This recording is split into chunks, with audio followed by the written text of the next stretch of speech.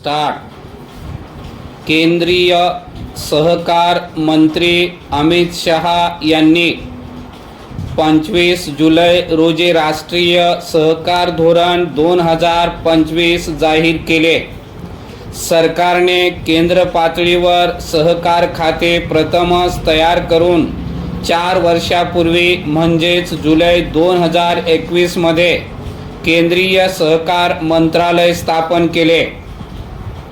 या मंत्रालयाच्या वतीने सप्टेंबर 2022 मध्ये सहकाराचे राष्ट्रीय धोरण मसुदा तयार करण्यासाठी माजी केंद्रीय मंत्री सुरेश प्रभू यांच्या अध्यक्षतेखाली 48 सदस्यांची समिती नेमली होती. या समितीने 17 बैठका व 4 कार्यशाळा घेऊन हे सहकार धोरण तयार केले आहे. परिच्छेद ते जाहीर करताना केंद्रीय सहकार मंत्री अमित शहा आणि या धोरण मसुदा समितीचे अध्यक्ष सुरेश प्रभू यांनी सांगितले की या धोरणाद्वारे देशातील 50 कोटी नागरिकांना सहकारी संस्थांचे सक्रिय सदस्य म्हणून जोडले जाईल. सहकारी संस्थांची संख्या 30% वाढवली जाईल. प्रत्येक ग्रामपंचायतीद्वारे किमान एक सहकारी संस्था स्थापन केली जाईल. प्रत्येक तालुक्यात किमान 5 सहकारी गावे मॉडेल म्हणून विकसित केले जातील. प्रत्येक जिल्ह्यात एक सहकार गाव विकसित केले जाईल. मोठ्या संख्येने महिलांना सहकारी उपक्रमाशी जोडले जाईल. आगामी 10 वर्षात सकल राष्ट्रीय उत्पन्नात सहकार क्षेत्राचा वाटा तिप्पट असेल. नव्या सहकार धोरणात तंत्रज्ञानाचा वापर अधिक केला जाईल.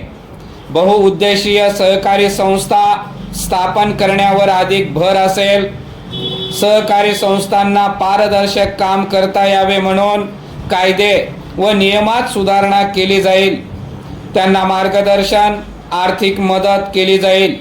शेती, औषध, मत्स्य व्यवसाय, इथेनॉल अशा क्षेत्रात सहकारी संस्थांचा सहभाग वाढवला जाईल. सहकारी बँकिंग प्रणाली अधिक सुसज्ज केली जाईल. टॅक्सी, बिलिंग, इलेक्ट्रिसिटी यासारख्या सेवासुद्धा सहकारी संस्थेमार्फत पुरवल्या जातील. केंद्रीय सहकार राज्यमंत्री मुरलीधर मोहोळ यांनी विविध वृत्तपत्रातून लेख लिहून या धोरणातून अर्थव्यवस्थेला गती मिळेल वगैरे मुद्दे मांडले. परिच्छेद हे पाहून असे वाटू शकते की येत्या 10 वर्षात भारतातील 3 पैकी 1 व्यक्ती सहकाराशी जोडली जाणार आहे. प्रत्येक जिल्ह्यात स्मार्ट सहकारी शहरे उभी राहणार आहेत. लोकजीवनातील बहुतेक सर्व लहान मोठे व्यवसाय सहकाराच्या क्षेत्राखाली आणले जाणार आहेत वगैरे वगैरे. वास्तविक सहकाराच्या माध्यमातून आपल्या परिसराचा, तालुक्याचा, जिल्ह्याचा सर्वांगीण विकास करण्याची कामे महाराष्ट्राच्या व देशाच्या विविध भागातील अनेक मंडळींनी केलेली आहे.